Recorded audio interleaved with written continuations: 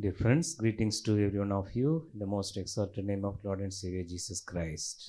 प्यारे दोस्तों, यीशु मसीह के महिमान्वित नाम के निमित्त आप सबका अभिनंदन करता हूँ। So thank you so much for joining in this special prayer. और इस विशेष प्रार्थना सभा में जुड़ने के लिए आप सबको बहुत बहुत धन्यवाद। So the Lord is watching over you. The eyes of the Lord is upon you. और परमेश्वर आप पर अपनी नजरों को बनाए हुए हैं और उसकी आंखें आप पर टिकी हैं। So how much you prepared yourself to attend this prayer from the morning? God is watching everything, every step of you, and He is going to bless you very specially today. तो इस सभा में जुड़ने के लिए आप सुबह से अपने साथ कितनी तैयारियों को कर रहे थे, उस पर खुदा बाप की नजर है और वो आपके हर एक कदम पर अपनी आंखों को गड़ाए रखता है। So because the God who keeps us, the God who look upon us, He will never sleep nor slumber. क्योंकि जो परमेश्वर हम पर अपनी दृष्टि को रखता है वो न कभी सोता है न ऊँघता है।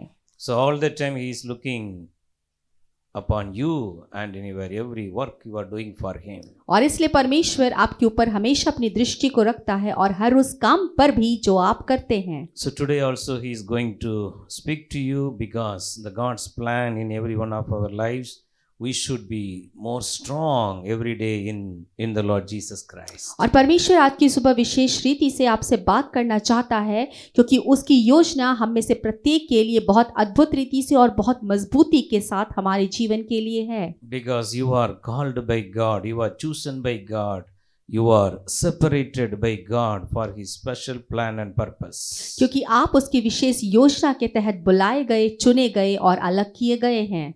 So don't give up by seeing any of your situation. Don't give up your prayer life.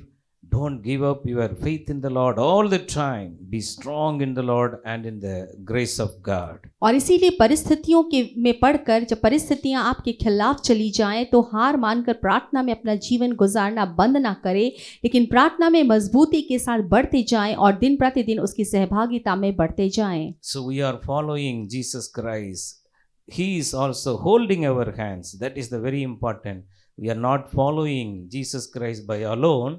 The hand of the Lord is the right hand of the Lord. Jesus Christ is holding us. We are just following Him in day to day of our worldly life. और हम ऐसा है कि यीशु मसीह का अकेला अनुसरण नहीं करते, लेकिन परमपिता परमेश्वर ने भी यीशु मसीह के साथ हमारे हाथ को थामा हुआ है और वो दिन प्रतिदिन के हर एक काम में हमारे हाथ को पकड़कर हमारी अगुवाई करता है। So during the time of following Jesus Christ, many problems will come, many trials will come, many kind of a disappointment will come. और जब हम परमेश्वर के पीछे चलना शुरू करते हैं तो हमारी ज़िंदगी में बहुत सारी परेशानियां, बहुत सारी परीक्षाएं और बहुत सारी ऐसी बातें आती हैं जो हमें लालच में घेरती हैं। So the only one thing, the great confidence, the God who hold our hand, He will never leave us, never not forsake us. लेकिन एक ही बात जो हमारे विश्वास को, हमारे धीरज को और हमारे कॉन्फिडेंस को बना के रखता है वो ये है कि हमारा परमेश्वर जिसने मेरे हाथ को पकड़ा हुआ है वो मुझे कभी नहीं छोड़ेगा। He will never leave you, whatever may be the circumstances you are facing.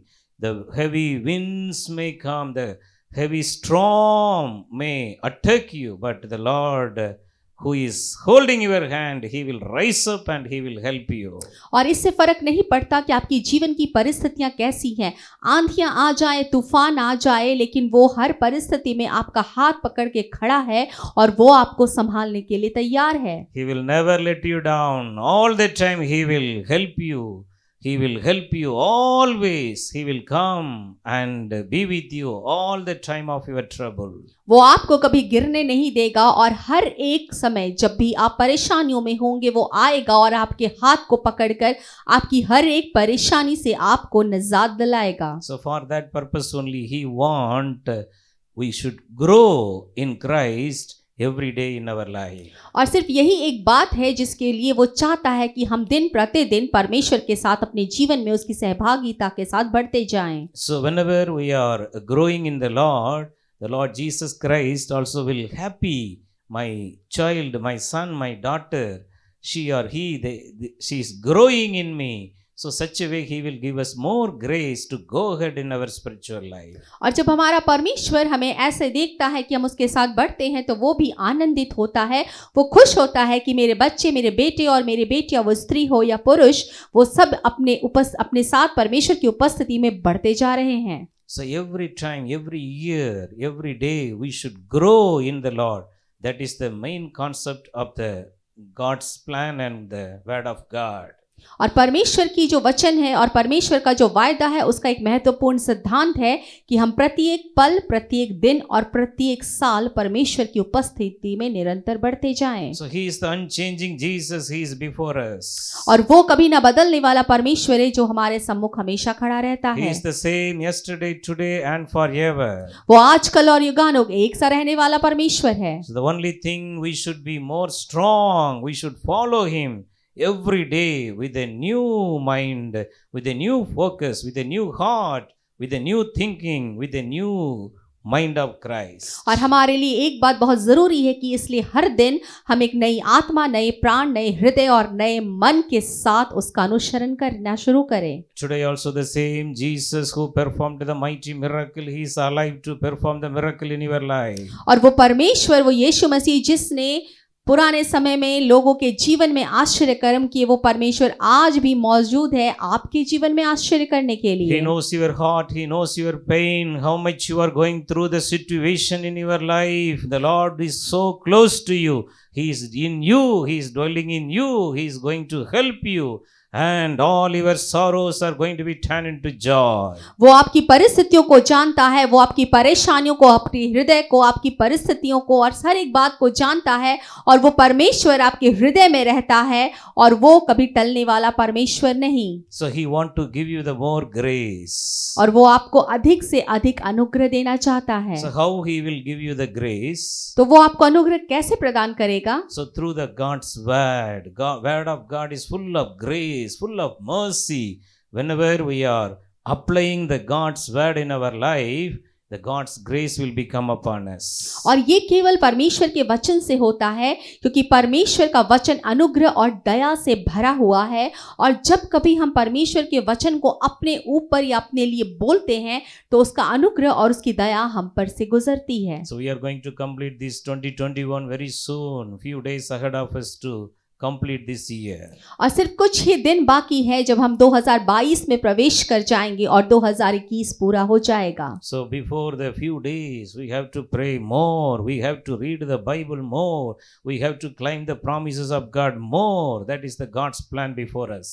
और हमारे सामने परमेश्वर की ये योजना है, क्योंकि दिन बहुत कम है नए साल के आने में, हम वचन में बढ़ते जाएं, प्रार्थना में बढ़ते जाएं और वचन को ज्यादा से ज्यादा बोलना अपने लिए शुरू करें। So more than to do the preparation for the Christmas as usual, we have to make ourselves, the spiritual man should be more strong.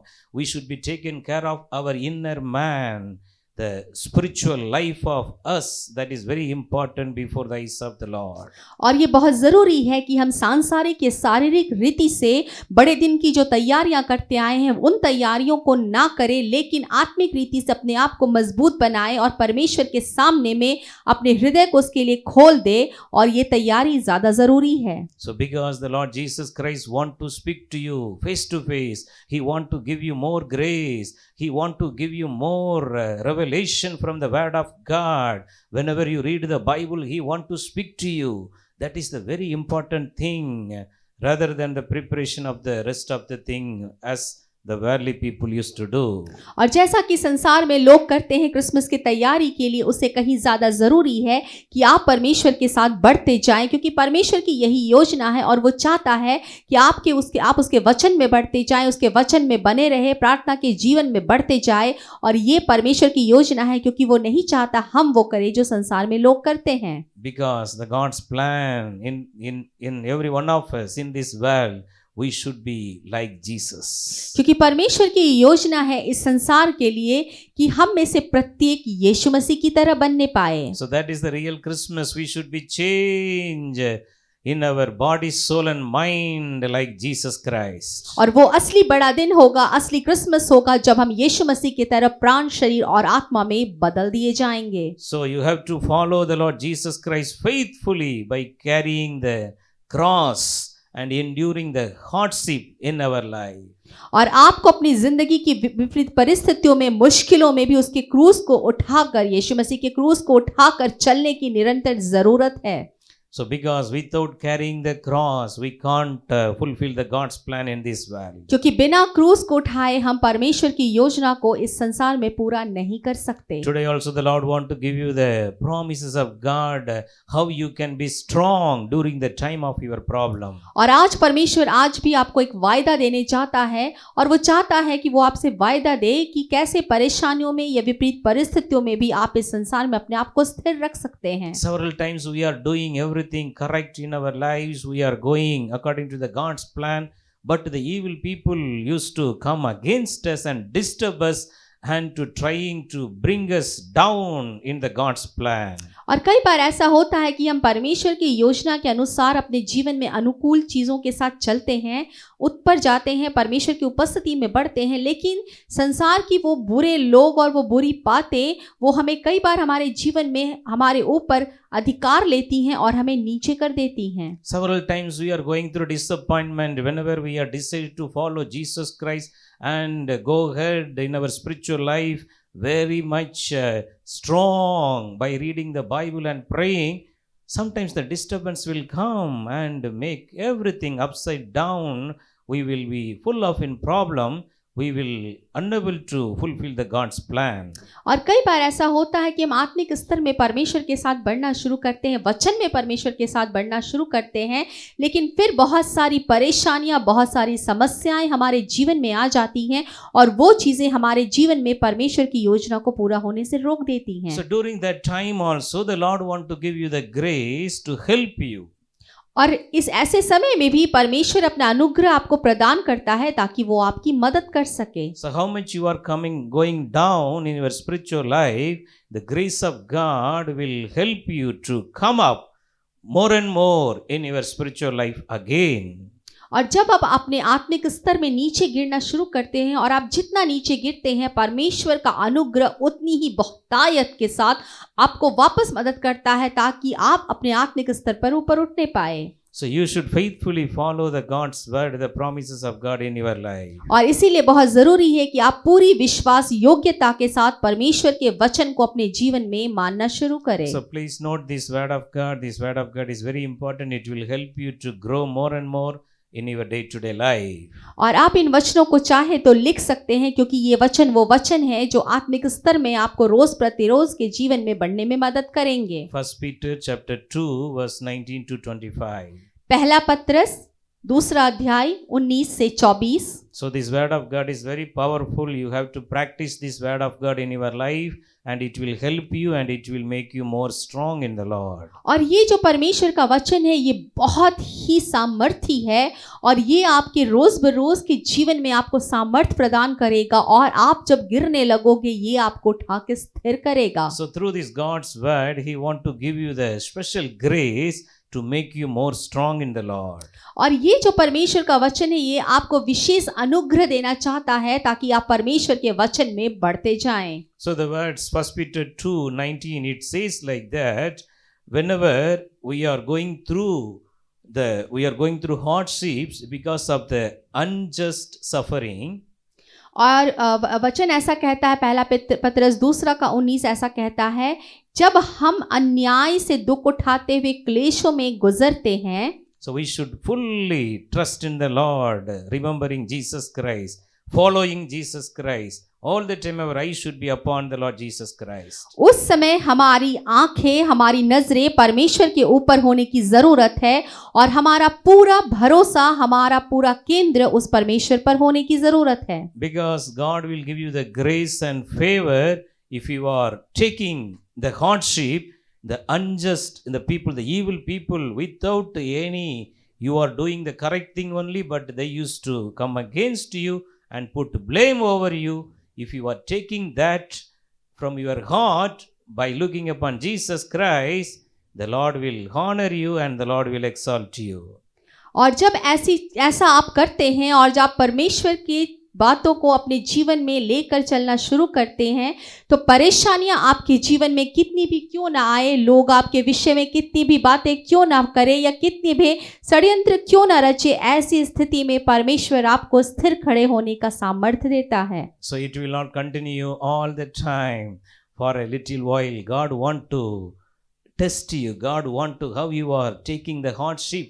Whenever the evil people speak against you, you are also speaking against them, and you are also fighting against them, and otherwise you are happily taking it as a God's plan. By you can be peace with God and going through the God's ship, God will help you and exalt you. और परमेश्वर ऐसी परिस्थिति में आप पर अपनी दृष्टि को रखता है। वो देखता है जब दुष्ट आप पर अन्याय करते हैं तो आप उसके बदले में क्या अन्याय कर रहे हैं।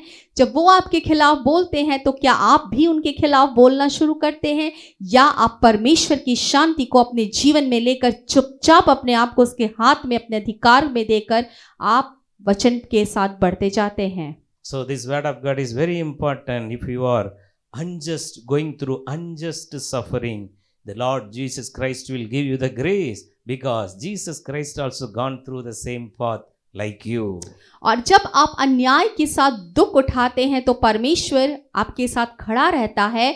यीशु मसीह आपके साथ रहता है, क्योंकि यीशु मसीह भी उन्हीं अन्यायों को सहते हुए, अन्याय से भरे हुए दुख को उठा के साथ रहा जब वो इस संसार में था, जैसा आज आप कर रहे हैं। So faithfully follow Jesus Christ all the time. Take your cross and endure the hardship. That is the God's plan. It is going to give you the great honor. Great God's blessings are waiting for you. You faithfully follow Jesus Christ. इसीलिए पूरे विश्वास के साथ और पूरी दृढ़ता के साथ परमेश्वर के वचन में बने रहे, उसके पीछे चलते रहे, उसका अनुसरण करते रहे, क्योंकि परमेश्वर ने आपके जीवन के लिए एक अद्भुत योजना बनाई है। So 1 Peter chapter 2 verse 20, the 20th word says like this: If you are mistreated when you do what is right, and you faithfully endure it, this is commendable, highly commendable before God. और पहला पत्रस 2:20 ऐसा कहता है कि अगर तुम अच्छा काम करते हुए भी परेशानियों को उठाते हो या अन्याय या दुख को सहते हो, धीरज धरो, क्योंकि मसीह में ये तुम्हारे लिए एक आदर्श की बात है। So this word of God is very important. Several times we used to faithfully following the Lord. We used to humbly following the Lord. But the evil people, the wicked people will come and speak against you and fight against you. That time you should faithfully endure, and you never react what the evil people are doing for you. And you are looking upon Jesus Christ, and Lord will help you and give you the grace to go through the circumstances. और ये वचन बहुत सामर्थी है, क्योंकि जब आप परमेश्वर के साथ चलते हो तो दुष्ट लोग आपके जीवन में बहुत सारी हलचल उत्पन्न करने की कोशिश करते हैं, वो आपके खिलाफ बोलने की कोशिश करते हैं, लेकिन ये वचन आपको सामर्थ्य देता है और परमेश्वर का अनुग्रह आपके जीवन में होता है, और आप शांति के साथ, परमेश्वर की शांति के साथ अपने आप को उसके हाथों में सौंप कर आगे बढ़ते हो। So the verse 21, 1 Peter 2:21 says, In fact, you were called to live this way because Christ also suffered in your place, leaving you his best example for you to follow. और पहला पत्रस 2:21 ऐसा कहता है, और तुम इसी लिए बुलाए भी गए हो, क्योंकि मसीह भी तुम्हारे लिए दुख उठाकर तुम्हें एक आदर्श दे गया है कि तुम भी उसके पद चिन्हों पर चलो। So Jesus Christ already gone through the problem you are going through right now. तो यीशु मसीह उन तमाम समस्याओं से गुजर चुका है जिनसे आज होकर आप गुजर रहे हैं। So that's why he is giving you the grace to go through that successfully.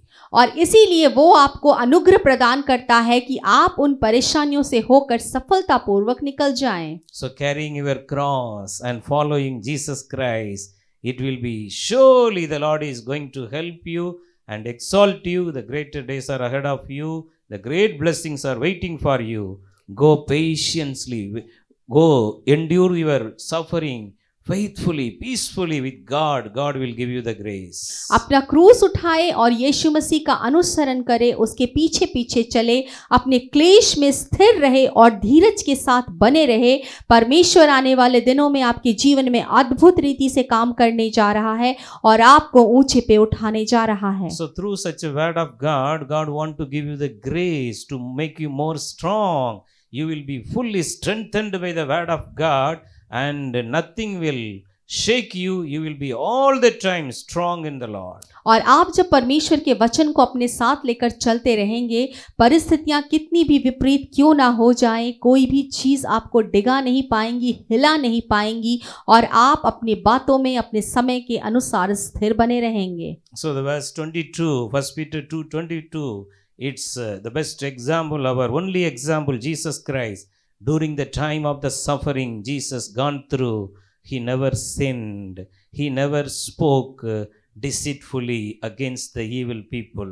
और पहला पत्रस 2:22 वचन ऐसा कहता है, और ये एक बहुत अच्छा उदाहरण है जो यीशु मसीह ने हमें दिया। वो परेशानियों से गुजर रहा था और वचन कहता है उसने पाप नहीं किया और ना ही उसके मुंह से कोई छल की बात निकली। So we should be also, whatever maybe the situations come, we are living in the sinful world.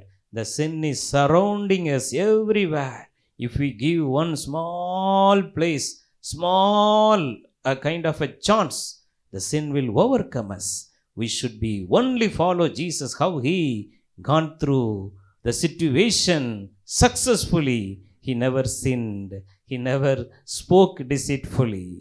और हमें यीशु मसीह के आदर्शों को, उदाहरणों को मानकर लेकर चलने की ज़रूरत है। हम जिस संसार में रहते हैं वो बहुत सारे पापों से भरा हुआ है, और जब हम उस पाप को अपनी ज़िंदगी में एक छोटी सी जगह देते हैं तो वो हमारे जीवन पर अपना अधिकार कर लेता है। इसलिए बहुत ज़रूरी है कि हम यीशु मसीह को एक उदाहरण के तौर पर अपने जीवन में लेकर चले, क्योंकि उसने ना पाप किया, ना ही उसके मुंह से कभी छल की बात निकली। So this is a time of the preparation. We are going to meet our Lord Jesus Christ face to face very soon. Jesus is going to be come back very soon. Before that, we should live a holy life by faithfully following the God's word like this. और ये समय जो है वो हमारे लिए तैयारी का समय है, क्योंकि हम बहुत जल्दी बादलों पर अपने यीशु से मिलने वाले हैं। बहुत जल्दी हम उसकी आमद को देखने वाले हैं, और हमें तैयार रहना है और वचन के साथ पूरी विश्वास योग्यता से आगे बढ़ना है। So if you are doing exactly like this, the word of God, and following him, the Lord will help you. The Lord will bless you. You will never lack anything in your life. और अगर आप सच में वचन के कहे अनुसार चल रहे हैं, कर रहे हैं, तो परमेश्वर निश्चय आपको आशीष देने जा रहा है, और आप किसी भी बात में कम नहीं आके जाएंगे। So this 1 Peter 2:23, that is very important. It says like this, when Jesus was verbally abused, he did not return with an insult. When he suffered, he would not threaten retaliation. Jesus faithfully entrusted himself into the hands of God who judges righteously. और पहला पत्रस 2 उसका 23 वचन ऐसा कहता है, ये हमारे लिए उदाहरण है। वचन कहता है वो गाली सुनकर गाली नहीं देता था और दुख उठाकर किसी को भी धमकी नहीं देता था, पर अपने आप को सच्चे न्याय के हाथ में सौंपता था। Many people surrounded Jesus on the cross. They abused him, but Jesus never opened his mouth. Isaiah 53:7, the Bible clearly says, he was oppressed and he was afflicted, yet he opened not his mouth. He was led as a lamb to the slaughter, and as a sheep before his shearers is silent, so he opened not his mouth. और सच में जैसा वचन अभी हमने पढ़ा, वो जब क्रूस पे था यीशु मसीह, उसके चारों तरफ ऐसे लोग थे जो उसके बारे में बुरा कह रहे थे, उसके बारे में गलत शब्दों का इस्तेमाल कर रहे थे, लेकिन यीशु मसीह चुप रहा। और वचन यशाया की पुस्तक उसका 53 उसका 7 कहता है, वो सताया गया तो भी वो सहता रहा और उसने अपना मुंह न खोला। जिस प्रकार भेड़ वध होने के समय और भेड़ी ऊन कतरने के समय चुपचाप शांत रहती है, वैसे ही उसने भी अपना मुंह न खोला। During the time of your problem, during the time of your sickness, during the time of the unjust people speaking against you, just remember Jesus Christ on the cross. He is the only one person who can perfectly help you, because he gone through the same issue you are going through now. He already gone through ahead of you. और जब आप अपनी विपरीत परिस्थितियों से होकर गुजरे, अन्यायी लोगों के बीच में से होकर गुजरे, जब आप पे दोष लगाया जा रहा हो, आप सिर्फ यीशु मसीह का स्मरण करें, क्योंकि वो इन बातों से होकर गुजर चुका है जिनसे आप गुजर रहे हैं। So the verse 24, this is very powerful word, important word for our healing. 1 Peter 2:24, whenever you going through sickness, whenever you go through problems, you have to claim this promise. It clearly says Jesus carried our sins on his own body on the cross. He would be dead to sin and live for righteousness. Our instant healing flowed from his stripes and wounds. और जब हम पहला पत्रस 2:24 पढ़ते हैं, एक बहुत ही अद्भुत वचन है ये, और ये वचन हमें सही में याद रखने की ज़रूरत है और बार बार अपने लिए बोलने की ज़रूरत है, क्योंकि वहाँ लिखा हुआ है, वो आप ही हमारे पापों को अपने देह पर लिए हुए क्रूस पर चढ़ गया, जिससे हम पापों के लिए मरकर धार्मिकता के लिए जीवन बिताए, उसी के मार खाने से तुम चंगे हुए। Jesus faithfully gone through the suffering. Finally, God exalted him. Now, in the name of Jesus Christ, anyone in this world, anywhere in this world, if he or she prayed to him, he is the only one person eligible, having the full right to answer their prayer and deliver them from all their bondages.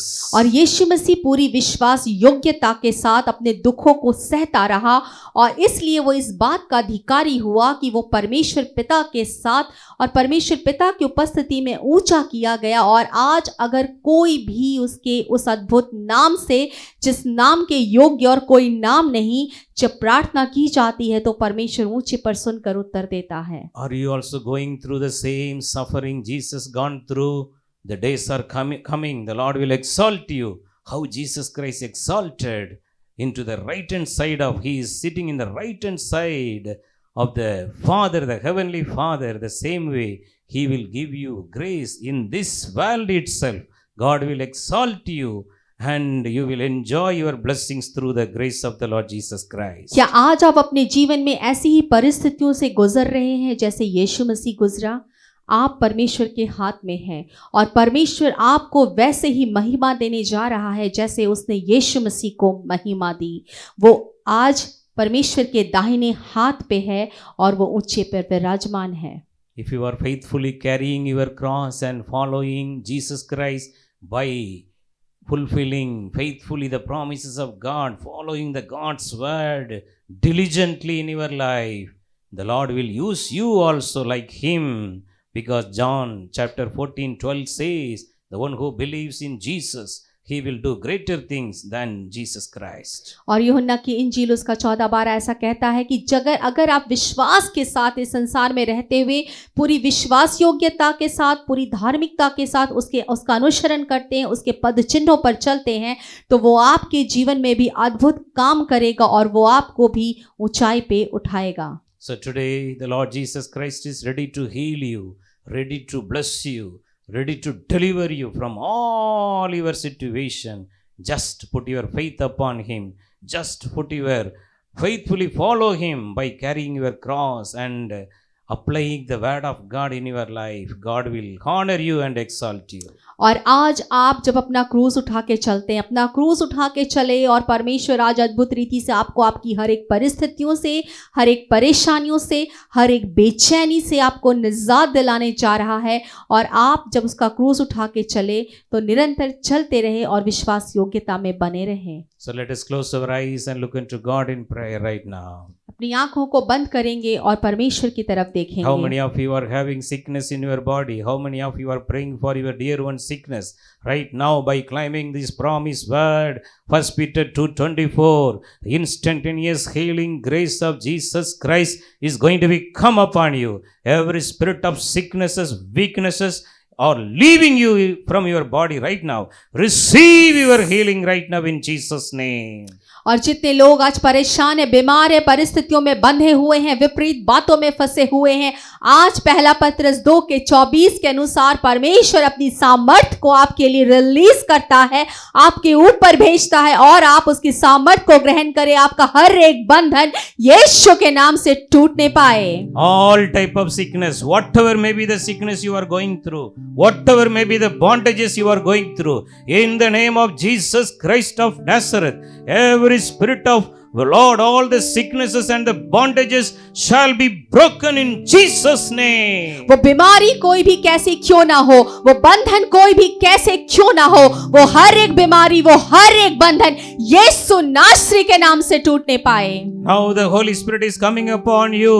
The Lord is pouring out His grace upon you. Receive the anointing of the Holy Spirit right now in Jesus' name. ओ पवित्र आत्मा इस समय आप में से प्रत्येक पर अपने कब्जे को लेने जा रहा है। वो अपना अनुग्रह आप में से प्रत्येक पर उंडेलने चल रहा है।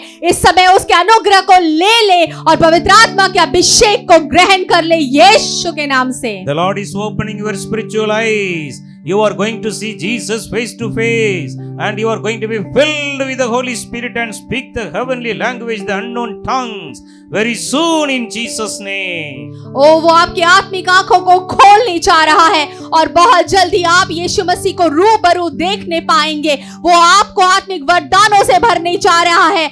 वो भाषाएं जो आपके लिए अनजान है, परमेश्वर उन आत्मिक भाषाओं से आपको भरने जा रहा है। Now the heaven is opening. The glory of the Lord is coming upon every one of you from the heaven, from the altar of God. The Lord is sending the heavenly fire upon you. Receive the heavenly fire right now. ओ स्वर्ग आपके लिए खुल रहा है और परमेश्वर की वेदी से वो आग रूपी आत्मा आप में से प्रत्येक पर अपने कब्जे को लेने जा रही है। इसी समय उस आग को अपने जीवन में ग्रहण कर ले यीशु के नाम से। The Holy Spirit is filling you. Receive the anointing of the Holy Spirit right now. पवित्र आत्मा आप में से प्रत्येक को भर रही है। आप में से प्रत्येक उस पवित्र आत्मा के अभिषेक को इसी समय ग्रहण करे। The Holy Spirit is doing mighty things in your life. The Bible says, not by might nor by power, but by my spirit, says the Lord. और पवित्र आत्मा अद्भुत रीति से आप में से प्रत्येक के जीवन में आज काम करने जा रहा है, क्योंकि वचन कहता ना तो बल से ना शक्ति से, केवल मेरी सामर्थ के द्वारा। The Lord is meeting all your need in a miraculous way. परमेश्वर आपकी तमाम जरूरतों को अद्भुत रीति से आज पूरा करने जा रहा है। How many of you are waiting for the money to do your business? All the closed doors are opening. The Lord is giving you the necessary money to do your business successfully from today onwards. और कितने लोग आप में से हैं जो अपने व्यवसाय को शुरुआत करने के लिए धन की प्रतीक्षा कर रहे? परमेश्वर और अद्भुत रीति से आपके सारे बंद दरवाजों को खोलने जा रहा है। The Lord is opening the doors of blessing for every one of you. परमेश्वर आप में से प्रत्येक के लिए आशीष के दरवाजों को खोलने जा रहा है। All the time you are going to be trust in Him and the promises of God. आपको निरंतर उसके वायदों पर अपने विश्वास को बनाए रखने की जरूरत है। According to Philippians 4:19, the God will supply all your need according to His riches in glory by Christ Jesus. और अपनी धार्मिकता और अपनी सहिष्णुता के आधार पर अपनी उस धनाध्य के आधार पर परमेश्वर फिलिपियों 4:19 के अनुसार आपको अपने तमाम आशीषों से और तमाम धन से आशीष करने जा रहा है। The Lord is giving you more grace to more strong in your spiritual life. You will be grow more and more in the Lord every day with Jesus. वो परमेश्वर आपको और अनुग्रह से भरने जा रहा ताकि आप रोज बरोज यीशु मसीह के साथ और ज्यादा बढ़ते जाएं। All the time read the word of God and increase your prayer time. You will never lack anything in your life. परमेश्वर के साथ समय गुजारना शुरू करें, ज्यादा से ज्यादा वचन मनन करना शुरू करें। निश्चय परमेश्वर की उपस्थिति में आपको किसी भी बात की कमी नहीं होगी। Always seek His kingdom and His righteousness. All these worldly blessings will follow you automatically. हमेशा उसके धर्म और उसके राज्य की खोज करें और संसार की ये सारी आशीषें खुद ब खुद आपके पीछे हो लेंगी। Thank you, Lord, for answering our prayer. In Jesus' name we pray. धन्यवाद परमेश्वर, यीशु प्रार्थनाओं को सुनने के लिए यीशु के नाम से मांगते हैं, आमेन।